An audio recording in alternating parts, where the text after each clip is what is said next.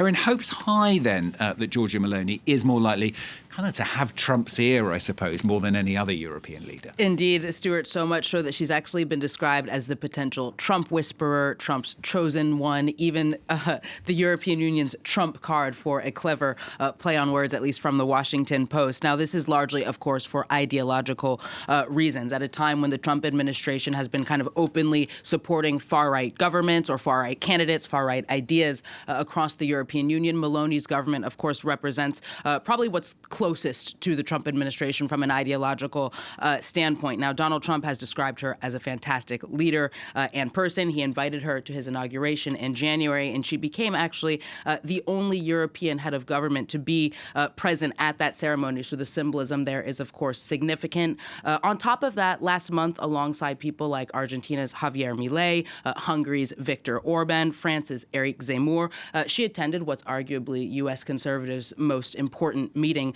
of the year. That's, of course, the CPAC conference, during which she urged Republicans to see the West as a united civilization against some of the similar things that they've been protesting in a sense.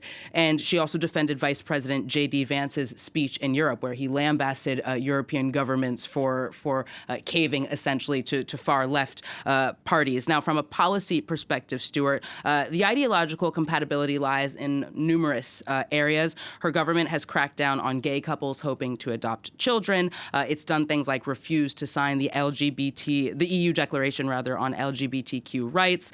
And of course, what she's most known for is cracking down on immigration and migrant rescue efforts as well in the Mediterranean Sea. Now, it's worth mentioning that she's also a former Eurosceptic, though many observers say that she no longer wants to leave the EU, but rather shape it in the image of right-wing populist objectives. So all of these things, of course, mean that the Trump administration is more likely to see her government in a positive light than others in the EU. It's tricky, though, isn't it? Because on the other hand, there are expectations that she represents Europe on the one hand, but also Italy. I mean, could she play both cards at the same time? Well, that is certainly what the EU is hoping. Now, she is indeed expected to focus mostly on the thorny tariff dispute in her talks with Donald Trump. She and the president of the European Commission, Ursula von der Leyen, have also reportedly worked together to discuss a game plan that would obviously be favorable, or at least not unfavorable, to the European Union during these talks. That's said to include supporting the Commission's proposal for zero tariffs between Washington and the European Union.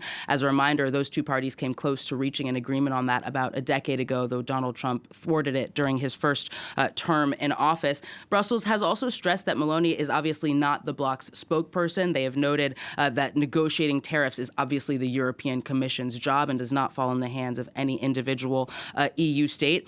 I will mention, though, that Italy as a single country does indeed stand to lose quite a bit from Donald Trump's trade war. As a reminder, his initial tariff threat includes 25% levies on European steel and aluminum, 20% taxes on European car imports, and if these talks fail, 20% all-encompassing reciprocal tariffs, as Donald Trump describes them. In 2024 as well, Rome had a trade surplus of nearly 40 billion euros with the United States. It was also the country's third largest trade partner after Germany and Ireland in the European Union. A total of 10% of all Italian exports go to the United States. So Rome really has a lot on the table to lose. If Trump doesn't change his initial tariff numbers, economists estimate that Italy's GDP could contract by anywhere between 0.4 and 0.6 of a percentage point. So EU leaders are also, though, Stuart, attentive to that risk that Donald Trump will use bilateral meetings with independent leaders that he feels closer to in order to divide the European Union. The fact that she's even going to Washington alone without any other EU representatives is already source of criticism, mostly from Paris. The French industry minister, Marc Ferracci, for example, has expressed fears that Meloni is indeed more interested in showing solidarity with the Trump administration and in negotiating on Italy's behalf than on the EU's behalf. So that means she's going to really have to strike a balance, like you suggested there, between that short-term ideological compatibility with Donald Trump's administration and the long-term economic interests of Italy and the EU at large. Yeah, let's be realistic though, Erin. Is she really likely to come back from Washington, do we think, of any kind of concrete proposals on trade? Well, despite ideological similarities between the two, we know that that's obviously not enough with Donald Trump. His policies can change quite a bit within hours, days,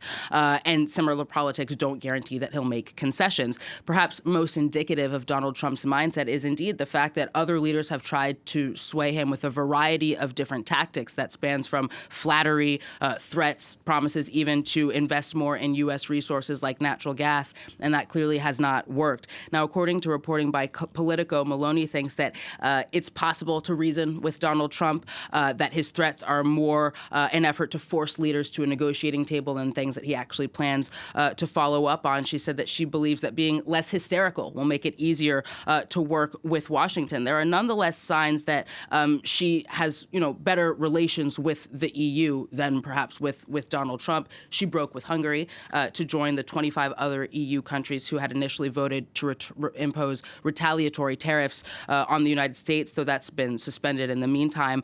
She's labeled Donald Trump's tariff policy as wrong.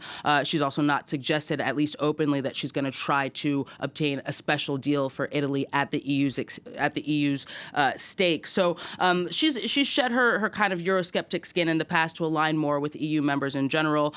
Things like the war in Ukraine recently, while other EU countries have also aligned with her more hardline stance on immigration. So there are signs that they are really trying to reaffirm the fact that they are a part of a union with the Trump administration, a third actor. From a pragmatic standpoint, European leaders are hoping that she can simply frame the EU as a better alternative to China, that solidarity between the West will better counter that threat. And while most leaders seem to acknowledge, indeed, that it's unlikely she'll come back with something concrete, they hope that this will at least plant the seeds for negotiations in the future and demonstrate that the EU is willing to try and have friendlier relations with Donald Trump's administration. Erin, thanks very much. Erin Ogunkeye there from our International Affairs Desk. All to play for over the next 24 hours during that visit.